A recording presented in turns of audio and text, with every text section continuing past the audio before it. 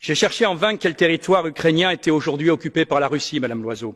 Oui, il y a un territoire, la Crimée, où les habitants ont fait le choix en 2014 de rejoindre la Russie à travers un référendum gagné avec une écrasante majorité. D'ailleurs, avez-vous vu, Madame Loiseau, une vague migratoire massive en provenance de la Crimée déferler sur l'Europe? Non. Et pourquoi? Vous le savez très bien, parce que ce référendum reflétait la volonté de la majorité de la population.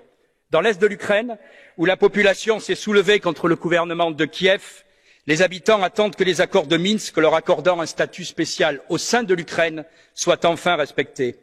Oui, nous savons tous qu'il y avait une solution pour désamorcer ce conflit ukrainien. Cette solution était l'application pure et simple des accords de Minsk négociés par Mme Merkel et M. Hollande.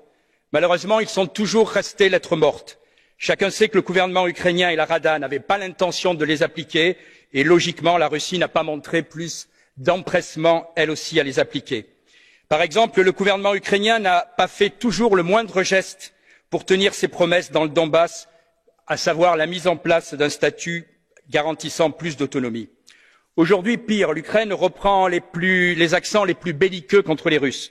Faut-il vous rappeler que certains soutiens du gouvernement ukrainien ont les mains pleines de sang, le sang des dizaines de victimes de l'incendie de la maison des syndicats d'Odessa en mai 2014 passé sous silence, le sang des personnes battues à mort par les milices nostalgiques de M. Bandera, sympathisant nazi notoire.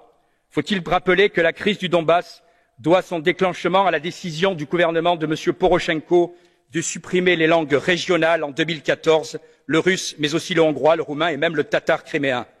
Aujourd'hui, 13 000 Ukrainiens, quelles que soient leurs idées, ont perdu la vie dans ce conflit. L'Union européenne doit cesser de se voiler la face en Ukraine. Le dernier rapport de la Cour des comptes de l'Union européenne commence en ces termes, je cite, « L'Ukraine est minée par la grande corruption.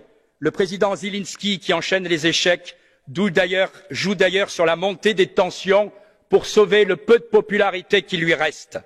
Censure de la presse, dénonciation de faux coups d'État, visiblement on est prêt à tout pour garantir sa situation.